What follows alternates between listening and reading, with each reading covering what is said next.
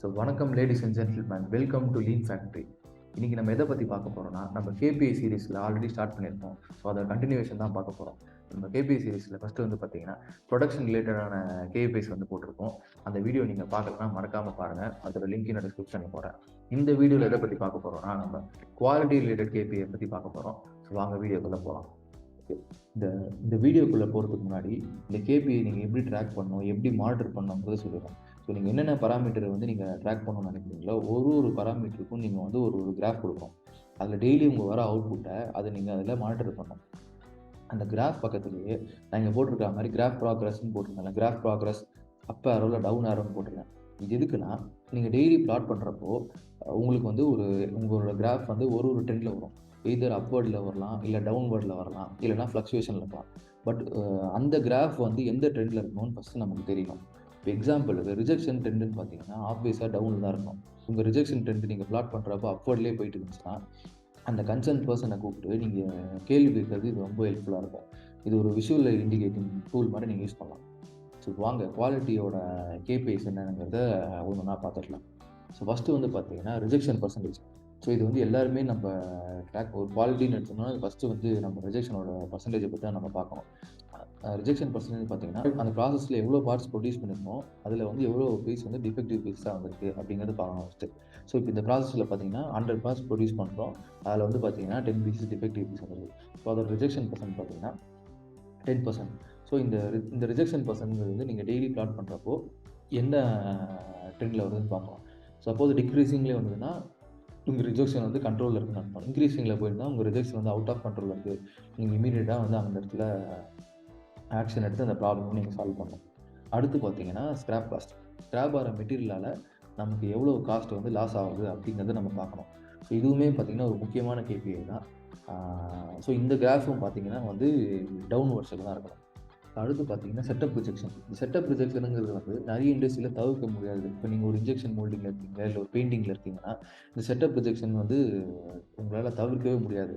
அந்த ரிஜெக்ஷன் இப்போ ஒரு ஃபஸ்ட்டு 5 பீசஸ் வந்து அது ரிஜெக்ட் ஆகி தான் வரும்னா அது உங்களால் எதுவுமே பண்ண முடியாது.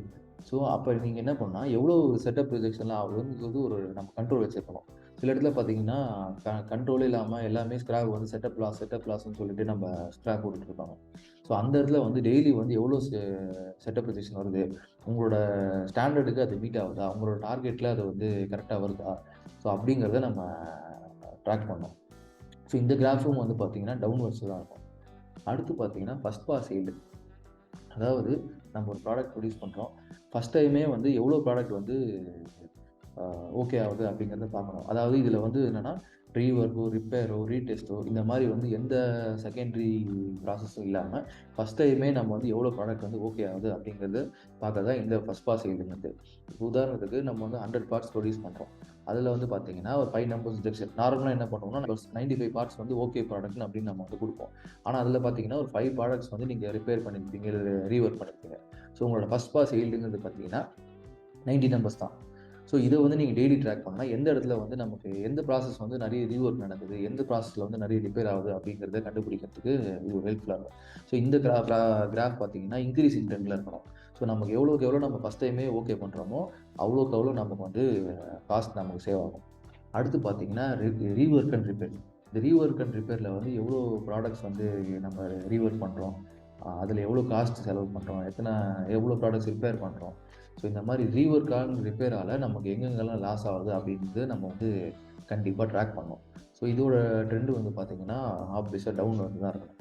அடுத்து பார்த்திங்கன்னா குவாலிட்டி இஷ்யூவால் நமக்கு எவ்வளோ டிலே ஆகுது அப்படிங்கிறத நம்ம ட்ராக் பண்ணோம். ஸோ இதனால் என்ன யூஸ்னா நம்ம மிஷினோட அவைலபிலிட்டி டைம் வந்து பாதிக்கும்.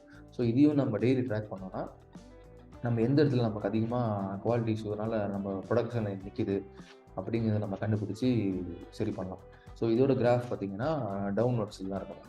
ஸோ அடுத்து வந்து பார்த்திங்கன்னா காஸ்ட் ஆஃப் புவர் குவாலிட்டி. இது வந்து கொஞ்சம் இந்த கண்டுபிடிக்கிறதுக்கு கொஞ்சம் கஷ்டமான ப்ராசஸ். பட் ஸ்டில் நீங்கள் அதை கண்டுபிடிச்சி ட்ராக் பண்ணிங்கன்னா உங்களுக்கு ரொம்ப ரொம்ப ஹெல்ப்ஃபுல்லாக இருக்கும்.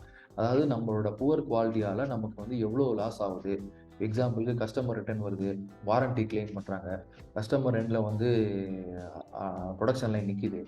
பட் நம்ம குவாலிட்டி இஷ்யூனால நமக்கு வந்து சேல்ஸ் அஃபெக்ட் ஆகலாம். ஸோ நம்மளோட இதனால ஸ்க்ராப் ஆகலாம். இந்த மாதிரி நம்மளோட புவர் குவாலிட்டினால நம்ம எவ்வளோ காஸ்ட் வந்து நமக்கு வேஸ்ட் ஆகுது அப்படிங்கிறத நம்ம ட்ராக் பண்ணோம்.